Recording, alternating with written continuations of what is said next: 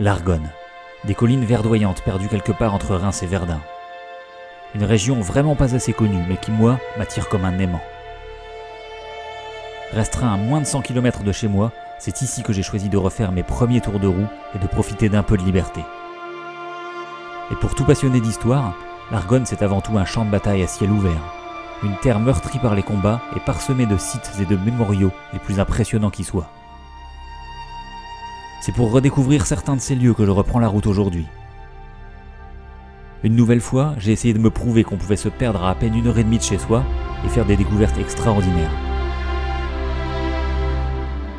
Et le moins que je puisse dire, c'est que dans le pays d'Argonne, ces choses-là sont toujours au rendez-vous.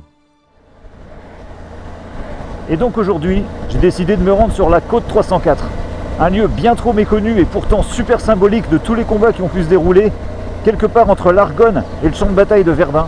Des lieux terriblement marqués par l'histoire et qui pourtant sont souvent beaucoup moins visités que la plupart des champs de bataille super célèbres. Mais alors plus exactement, pourquoi cette destination et pourquoi ce titre ? Eh bien parce que comme son nom l'indique, la côte 304 c'est une colline qui domine tout le secteur.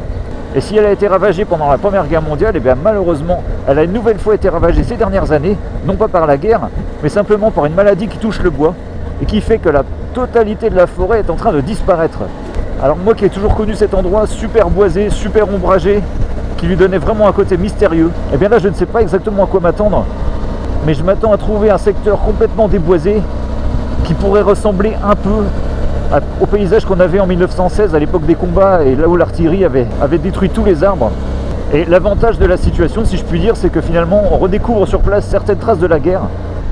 Et d'ailleurs la côte 304 c'est pas le seul lieu qu'on va aller voir puisqu'il est entouré d'autres sites super intéressants, super intrigants et que je vais me faire le plaisir de retrouver aujourd'hui dans un lieu que moi-même je connais assez mal. Allez, c'est parti!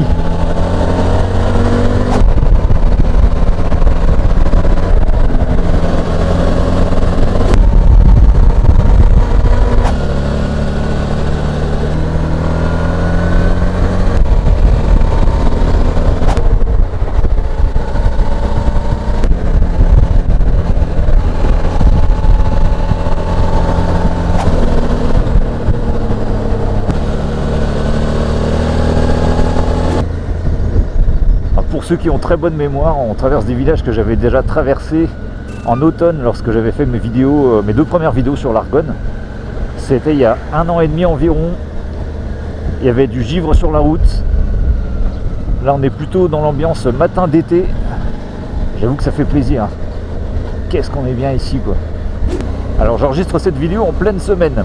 Donc vous étonnez pas si on croise pas tellement de motards ni de touristes et qu'on croise plutôt ce genre de camion d'électricien qui va au boulot.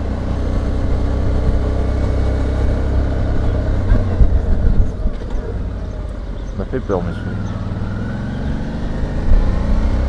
Évidemment pour moi le gros kiff, comme pour n'importe quel motard, c'est de traverser la forêt d'Argonne. Peu importe par quelle route on le fait, c'est toujours un excellent moment. Alors on n'est pas sur de la grosse route pour Arsouille, loin de là. On n'est pas non plus sur de la petite route à chèvres, en fait c'est un peu entre les deux. Et c'est typique de la traversée d'Argonne.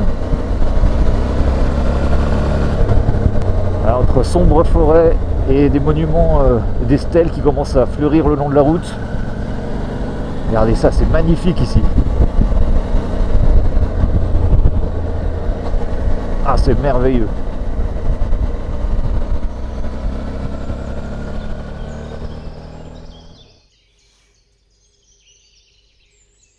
Ce silence et cette liberté totale de repartir où je voulais, quand je voulais, j'avoue que ça m'avait clairement manqué. Mais même si cette sortie est un peu improvisée, j'avais l'idée en tête depuis un moment. Tracé par le nord de la forêt, jusqu'aux côtes meusiennes, pour découvrir ces lieux de mémoire et cette terre meurtrie que la nature est en train de dévoiler à nouveau. La forêt d'Argonne possède à la fois ce côté sauvage et cette histoire qui impose le respect, et ces deux facettes me passionnent à chaque sortie. Dur de ne pas s'arrêter devant la moindre stèle ou le moindre blocos.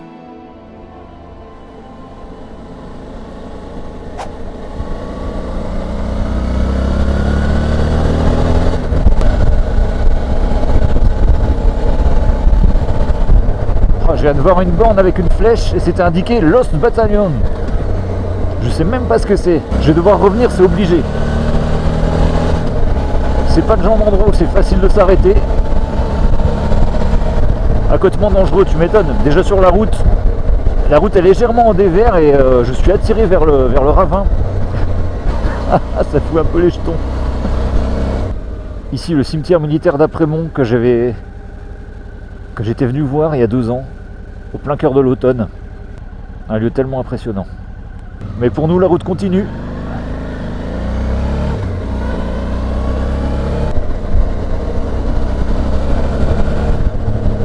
Et voilà, forêt d'Argonne franchie, on arrive ici côté meusien, et là-haut, à quelques kilomètres, le début du champ de bataille de Verdun,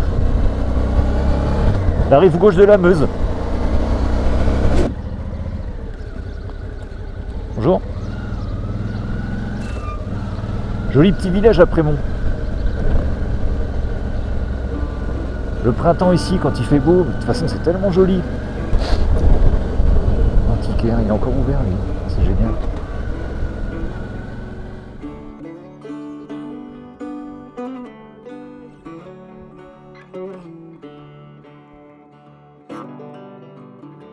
Bon, évidemment, c'est pas non plus les Alpes ou le sud de la France, hein, mais il y a un charme qui opère dans ce coin-là. Le moindre petit village traversé par des rivières, plein de petites collines et des forêts super sombres que tu traverses, le tout chargé d'histoire. Moi je suis heureux. La moindre petite journée ici à moto, pour moi c'est le même bonheur que d'être en vacances. Et le bonheur aura si bien opéré que j'ai passé une partie de la matinée à me perdre sur des pistes à vaches, juste comme ça, sans aucune raison.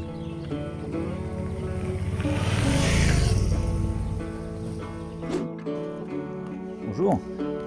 Je voulais savoir, en tant que vache, comment est-ce que vous vivez le tourisme historique dans la région? Je crois qu'elles répondront pas. Pas l'air très bavarde. Ah, c'est super chouette.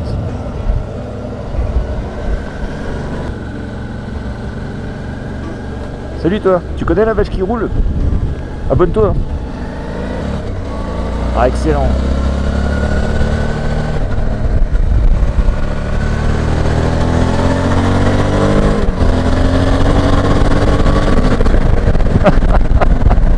Alors ici c'est typique le paysage qu'il y a entre l'Argonne et la vallée de la Meuse. Et là on arrive à la période royale, la fin du mois de mai. Regardez ça comme c'est beau, sans déconner. La tour de Montfaucon, on la voit d'ici.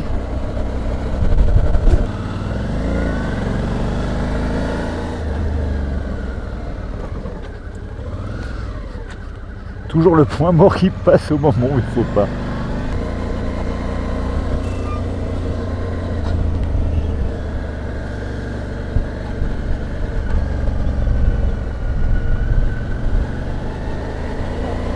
Oh, un ancien blocos, c'est dis donc. Abri de Malencourt. Oh, il reste plus rien de ce truc.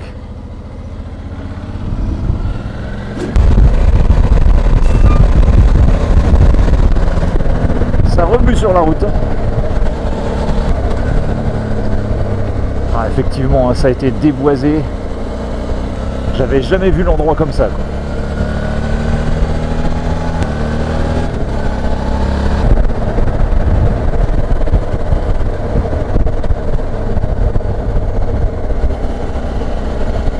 Et si elle est si importante que ça, cette côte 304, c'est parce qu'en 1916, les Allemands, vous le savez, décident d'attaquer Verdun. Et ils décident bien sûr d'encercler la ville pour capturer totalement le secteur. Sauf que sur la rive gauche de la Meuse, ils vont réussir à monter jusqu'ici, jusqu'à la côte 304, et ils n'iront jamais plus loin. Et pendant 1 an, les Français vont essayer de reprendre les lieux. Ils vont perdre 10 000 hommes dans la bataille, et en 1917, ils parviennent à reprendre le site après une lutte acharnée. Tout ça c'est horrible, j'imagine même pas à quel point le secteur devait être dévasté au moment des combats et à la fin des combats. Je vous cache pas que j'ai un certain frisson à arriver ici en 2020, venir enfin filmer cet endroit-là, et que malheureusement il soit dans cet état si triste. Par contre la vue est dégagée. Oh merde.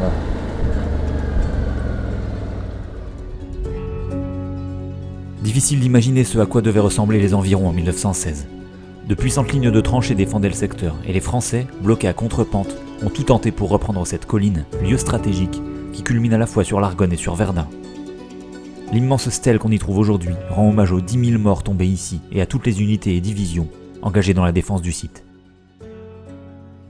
Moi, ce qui me sidère totalement, c'est que pendant des années, je suis venu ici, et la route qui mène au monument, c'était une immense allée de sapins qui était très sombre sur chaque côté. C'était un endroit que j'adorais franchir. J'ai eu l'envie de faire une vidéo ici dès que j'ai vu cet endroit. Et malheureusement, le jour où je reviens, tout a disparu. Là, je marche du côté est, donc c'est un peu moins de conifères, donc la forêt est encore un petit peu présente. Mais tout le reste a été transformé, ça fait vraiment drôle.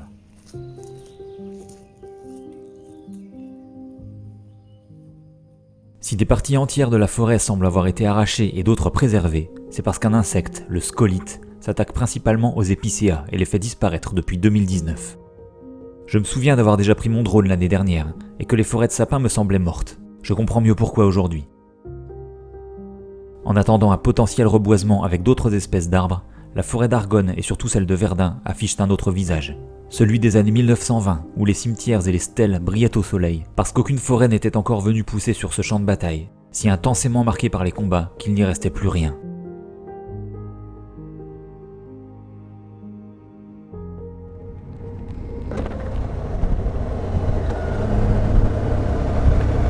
Voilà, comme vous l'avez vu, rejoint par mon ami Celle de Table en cours de journée. Toujours présent quand il s'agit de venir filmer en Lorraine, et il est toujours intéressé. Encore merci à lui pour tous les plans qui m'aident à tourner. J'avoue qu'être deux, je pense que vous voyez aussi la différence sur cette vidéo. Être deux, ça rend les choses un peu plus faciles en termes de tournage. Et donc après avoir filmé la côte 304, on a encore de très belles choses qui nous attendent cet après-midi dans le secteur. Notamment le village disparu de Cumières et le monument du Mort-Homme. Alors on dit le Mort-Homme, moi généralement je dis le Mort-Homme sans faire la liaison, qui est un site qui me sidère totalement, que j'ai vraiment hâte de vous montrer.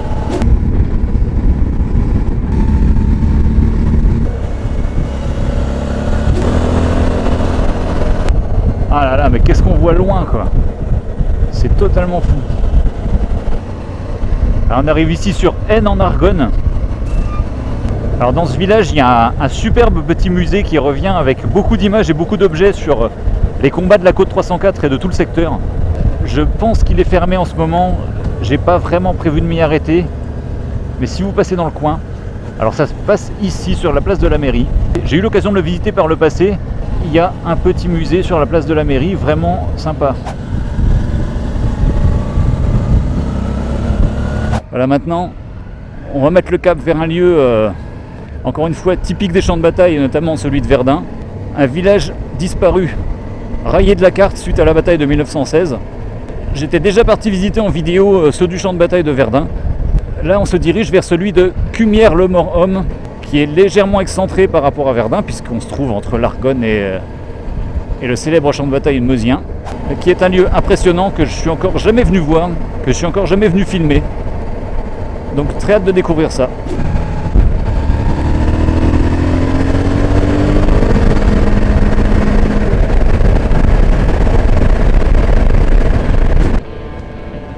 Qu'est-ce que j'adore ça, cette sensation de partir à l'aventure alors qu'on est vraiment pas loin de chez nous et que malgré tout il y a de l'inconnu partout, du dépaysement, du plaisir surtout. Oh la vache. C'est quoi cette route, quoi. À mon avis ça doit inonder ici en hiver. Et ça expliquerait l'état de la route. Excellent. Petit pont sur le canal. Putain, je sais pas où on arrive là, mais on y arrive. C'est magnifique. Oh la vache.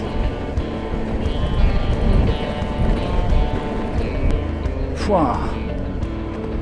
Eh ben, il y a des villages où on mérite d'y arriver.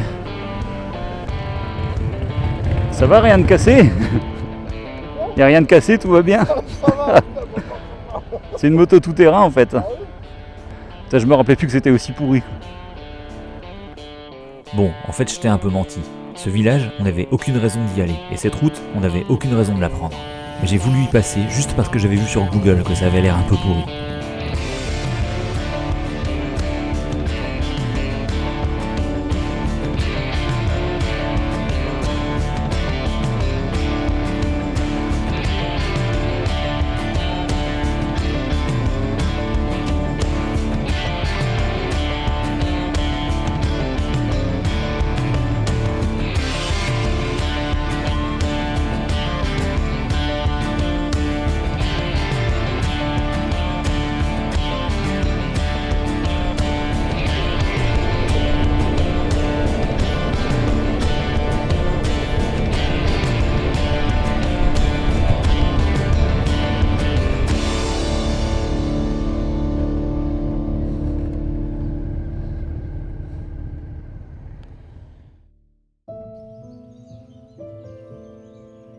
Il suffit parfois de quelques centaines de mètres pour changer d'ambiance, mais genre radicalement.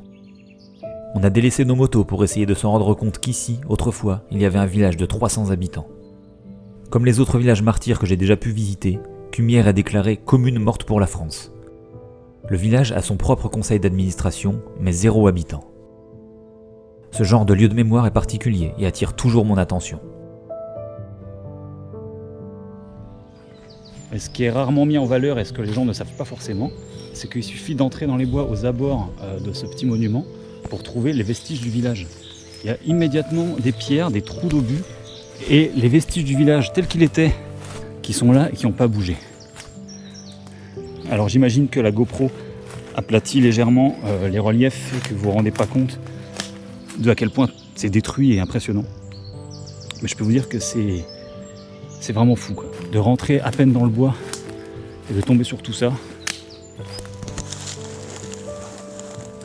C'est vrai que t'as raison, hein. Regarde. Ouais. Petit morceau là, t'imagines, c'était le bol de quelqu'un ou l'assiette de quelqu'un. Ça a été détruit en 1916 et puis c'est encore là. Je trouve ça fou. T'as vu, on dirait que le cimetière actuel, en fait, ils l'ont installé sur le promontoire de l'église d'origine ou un truc comme ça. Regarde ici, t'as encore des blocs de pierre complets. Ça devait être des restes de ferme ou d'habitation, on va savoir. Non, en fait, autant t'as des villages où c'est remis avec des panneaux pour expliquer qui habitait où. Là, c'était la ferme, là, c'était... Mais alors ici c'est la désolation, quoi. Je reviendrai peut-être en hiver pour que Cumières, moins envahie par la végétation, puisse pourquoi pas nous livrer un peu plus de secrets.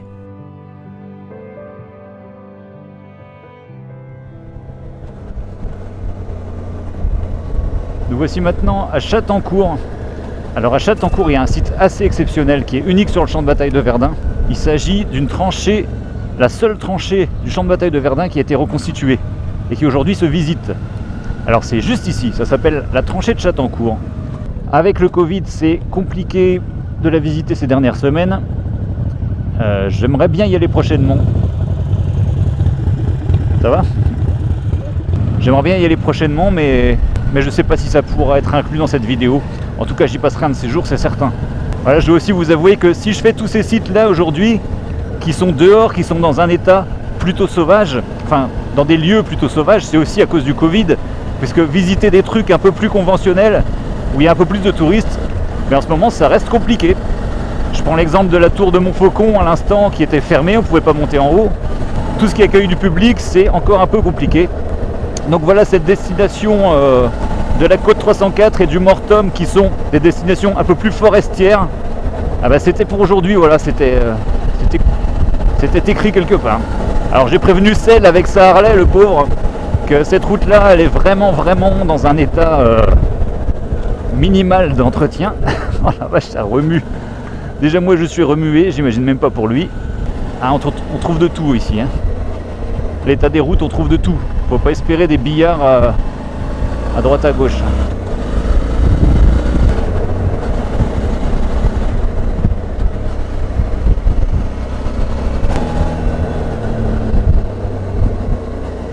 Là, vous avez vu le panneau Morom Côte 304. Les deux sites sont liés d'une certaine manière. L'un regarde l'autre, l'un est en face de l'autre. Il faut faire un beau petit détour pour aller de l'un à l'autre, puisqu'on passe par Haine-en-Argonne et Chattancourt. Mais c'est le même front. La forêt ici semble avoir été bien plus préservée. C'est bon.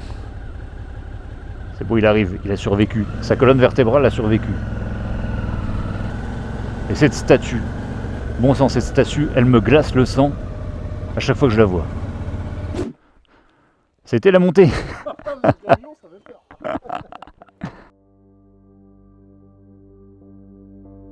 Un squelette se dégageant de son suaire et cette inscription « Ils n'ont pas passé » résument à eux seuls la terreur et la froideur des lieux. Le Morom, une colline jumelle à celle de la côte 304, a subi le même sort en 1916. J'aurais pu passer des heures à randonner ici à la découverte des traces de la guerre, avec une météo magnifique qui finalement se marie assez mal avec la gravité des lieux. Mais il faudrait marcher infiniment pour espérer se rendre compte du sacrifice des divisions d'infanterie, qu'elles soient françaises ou allemandes, perdues rien qu'ici, sur cette colline.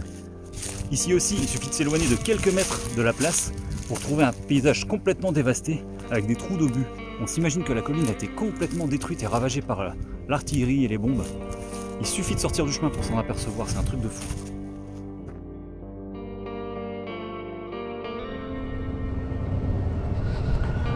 Voilà, c'est ici que se termine cette vidéo après avoir visité ce site vraiment impressionnant. J'espère que ça vous a plu, que ça vous a donné envie de visiter ces lieux parce que on est sur un champ de bataille aussi important que celui de Verdun et qui pourtant est beaucoup moins visité. Ce sont des sites qui sont beaucoup plus à l'état naturel. C'est des endroits où j'adore venir, peu importe la saison. Voilà, en tout cas, c'était super de revenir sur ces routes. Les paysages, la moto, tout ça, ça me manquait énormément. Comme je vous le dis, à chaque fois que je passe une journée ici, j'ai l'impression d'être parti en vacances.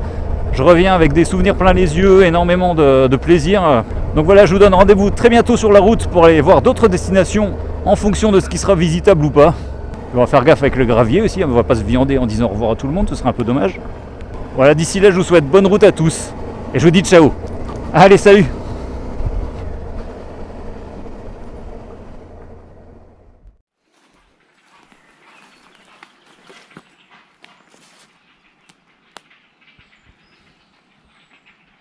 C'est des oiseaux qui se battent. Je crois que c'était des singes. Écoute, La moindre petite journée ici à moto, j'ai la même joie, la moindre petite journée ici à moto, pour moi c'est le... Ici, ça m'énerve. Dès que je commence à parler, je dis de la merde. À chaque fois que ça enregistre. Et ce qui est rarement mis en valeur. Non, ça va pas. Faut que je commence à marcher. C'est les arbres. Un bref passage à Montfaucon. J'ai été rejoint par mon ami Celle de Table, comme vous l'avez vu. C'est à lui qu'on doit les magnifiques plans drone, parce que le mien, il est en panne, donc merci à lui. Il a accepté de filmer au drone en échange que je lui donne une brioche pitch. Ce qui s'est passé, c'est que malheureusement, je l'ai déjà mangée. Tu te souviens la brioche que je devais te donner? Oh, je saurais. Tu as mangé? Ouais.